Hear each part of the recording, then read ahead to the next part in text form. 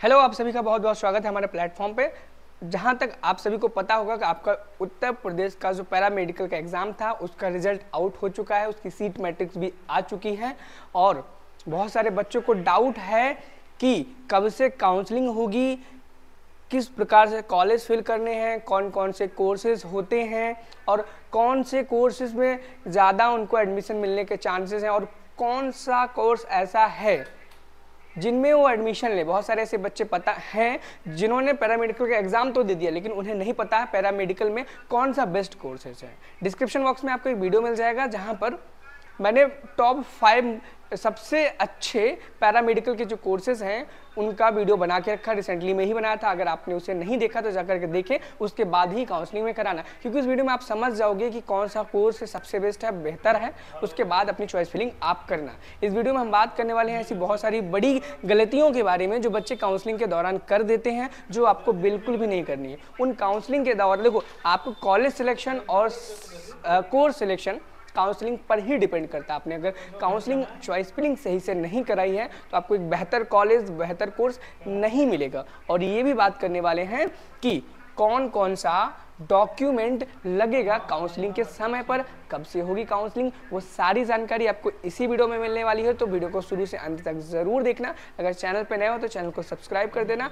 और सबसे इम्पॉर्टेंट चीज़ जो मैं बता रहा हूँ कि आने वाली जितनी भी इंफॉर्मेशन है पैरामेडिकल की आपको सब इसी चैनल पर मिलती रहेंगी। इससे अपडेटेड के लिए चैनल तो सब्सक्राइब करना ही है, साथ ही साथ में व्हाट्सएप ग्रुप को भी ज्वाइन कर लो जिसका लिंक आपको डिस्क्रिप्शन बॉक्स में मिल जाएगा। देखो, सबसे पहले अगर हम बात करें, सबसे पहले बात करें ऐसी कौन कौन सी गलतियां हैं जो आपको नहीं करनी, जो अदर बच्चे कर देते हैं और उनका क्या क्या नहीं होता है, सिलेक्शन नहीं हो पाता, एक अच्छा गवर्नमेंट कॉलेज नहीं मिल पाता। सबसे पहला, बच्चे अपने डॉक्यूमेंट्स के बारे में गड़बड़ी कर देते हैं। डॉक्यूमेंट्स कैसे? आपके कई बच्चे होते हैं जिनके पास 12th की मार्कशीट फोटोकॉपी होती है, ओरिजिनल होती नहीं है। जो मैं पॉइंट्स बताते जा रहा हूँ उन पॉइंट्स को नोट करते जाना और वो चीज़ें क्लियर करते जाना। आप इकट्ठा कर लेना, काउंसलिंग कर लेना अलॉटमेंट के टाइम, और जब कॉलेज रिपोर्टिंग करने के लिए आप जाएंगे उस समय बहुत ही ज़्यादा ज़रूरी होगा। पहला चीज़ मैंने बोला, आप अपने सारे डॉक्यूमेंट्स क्लियर कर लो। क्लास 10th के, 11th के, 12th के जो भी हैं। जैसे कि क्लास 11th के तो नहीं लगेगा, क्लास 12th की आपसे मार्कशीट लगने वाली है, इस चीज़ को आप क्लियर कर लो। अपनी टीसी अगर आपके पास ओरिजिनल नहीं है तो जिस कॉलेज में पढ़ते थे, आपने जहाँ से 12वीं किया था वहाँ पर जाओगे, आपको मिल जाएगा। साथ ही साथ में दूसरे नंबर पे आपको क्लास 10th का सर्टिफिकेट चाहिए। क्लास 10th का सर्टिफिकेट याद रखना, मार्कशीट नहीं मांगी गई है काउंसलिंग में। क्या चाहिए? सर्टिफिकेट चाहिए। क्या चाहिए? सर्टिफिकेट चाहिए, पासिंग सर्टिफिकेट चाहिए। वो भी कहाँ से मिलेगा? आपने जहाँ से क्लास 10th किया था वहाँ पर जाओ, आपको मिल जाएगा। कोई भी पैसा उसका नहीं लेते हैं कॉलेज वाले। दूसरा ही हो चुका। और तीसरा सबसे इम्पॉर्टेंट चीज़ है आपका कास्ट सर्टिफिकेट। अगर आपके पास है तो, अगर आप ऐसे उन कैटेगरी से आते हैं जहाँ पे कास्ट सर्टिफिकेट अवेलेबल कराया जाता है, जैसे कि SC, ST, OBC, NCL वगैरह, अगर EWS जो भी सर्टिफिकेट है उनको क्लियर कर लो। अगर है तो बहुत अच्छी बात है, नहीं है तो अभी क्लियर करा लो, क्योंकि काउंसलिंग के बाद जब आप डॉक्यूमेंट वेरिफिकेशन कराने जाओगे वहाँ पर आपसे लगेगा, अगर उस वक्त आपके पास नहीं होगा तो आपकी काउंसलिंग रिजेक्ट कर दी जाएगी, आपको कॉलेज नहीं मिलेगा। पहली चीज़ तो मेजर चीज़ थी, आपको ये डॉक्यूमेंट्स लगने वाले हैं। कहाँ पर लगने वाले हैं? इसी काउंसलिंग में। इन चीज़ों को आप तैयार कर लो, क्योंकि अगर आपके पास ये नहीं होगा तो आप काउंसलिंग नहीं करा पाओगे। ठीक है, अब हम बात जानेंगे कि और कौन सी गलतियां जो बच्चे करते हैं। बच्चे बहुत सारी गलतियां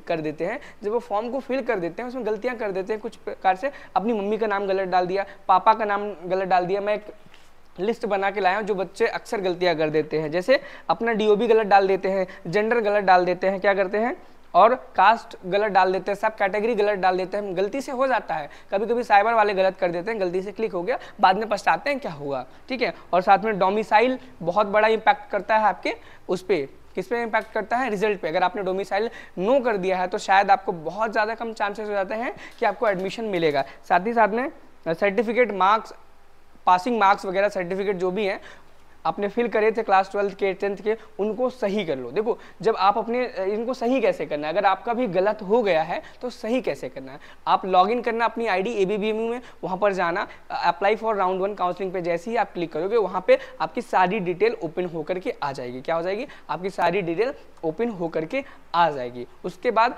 आपका नाम, मम्मी का नाम, पापा का नाम, उसका जो भी डिटेल्स एडिट हो सकती हैं, DOB, जेंडर, ये सारी चीजें आप एडिट कर लेना और सही एक्यूरेट करना। इसके बाद आपको दोबारा मौका नहीं मिलने वाला है। ठीक है, अब हमने ये बता दिया आपको क्या क्या बच्चे गलती कर देते हैं फॉर्म फिलिंग के टाइम पे, और ये डॉक्यूमेंट्स आपको लगेंगे काउंसलिंग के टाइम पे। अब मेजर चीज सबसे बड़ी, भैया काउंसलिंग होगी कब से, क्या काउंसलिंग होगी कब से, कितने राउंड में होगी और किस किस डेट में होगी। तो मैं आपको बता दूं कि देखो आपकी जो काउंसलिंग है वो स्टार्ट हो चुकी है। क्या स्टार्ट हो चुकी है? कब से स्टार्ट हुई है? वो 23 जुलाई से स्टार्ट हो चुकी है। क्या हो चुकी है? 23 जुलाई से ही स्टार्ट हो चुकी है। आप यहाँ पे देख पाओगे 23 जुलाई से आपकी काउंसलिंग स्टार्ट हो चुकी है, यहाँ पे लिखा हुआ है। और बात करें कि आपकी काउंसलिंग खत्म कब होगी, 29 तारीख को खत्म हो जाएगी, यानी कि 29 जुलाई को काउंसलिंग की लास्ट डेट है। अगर आप नहीं कर पाते उसके बाद फिर आपको सेकेंड राउंड में ही मौका मिलेगा, उससे पहले मौका नहीं मिलेगा। और उसके बाद जब आप काउंसलिंग अपना फिल कर लोगे, उसका जो अलॉटमेंट का रिजल्ट आएगा कि आपको कौन सा कोर्स मिला, कौन सा कॉलेज मिलेगा,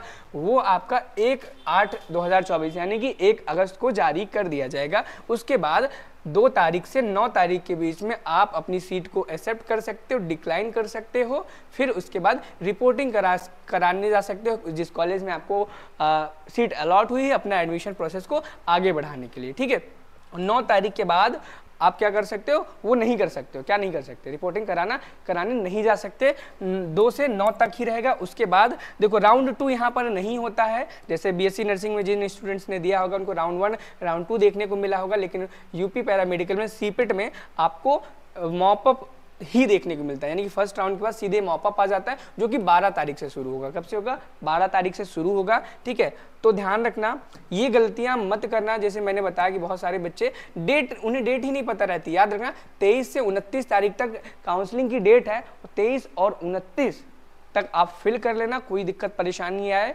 आप हमें बताओ कमेंट सेक्शन में, ट्राई करेंगे हम आपका जवाब दे दें। अगर वहाँ पर नहीं बनता आप हमें इंस्टाग्राम पे मैसेज करो, इंस्टाग्राम का लिंक आपको डिस्क्रिप्शन बॉक्स में मिल जाएगा। वहाँ पे ज़रूर से ज़रूर हम कोशिश करेंगे आपके मैसेज का रिप्लाई देने का। फिर भी कोई दिक्कत बचती है, डिस्क्रिप्शन बॉक्स में व्हाट्सएप ग्रुप है, वो ज्वाइन कर लेना। अगर कोर्सेज के बारे में आपको जानना है कि कौन सा कोर्स बेहतरीन है आपके लिए, पैरामेडिकल का 18 कोर्सेज आते हैं ना, 18 में से बेस्ट आपके लिए कौन सा है, उसको जानने के लिए डिस्क्रिप्शन बॉक्स में वीडियो दिया गया है। पैरामेडिकल का बेस्ट 5 कोर्सेज मैंने बताए हैं, कौन सा आपके लिए बेहतर हो सकता है, आप उसे देख करके चूज कर सकते हो। साथ ही साथ में अगर कोई भी दिक्कत परेशानी आए कमेंट करें। मिलते हैं नेक्स्ट वीडियो में। Thank you, have a nice day, bye bye.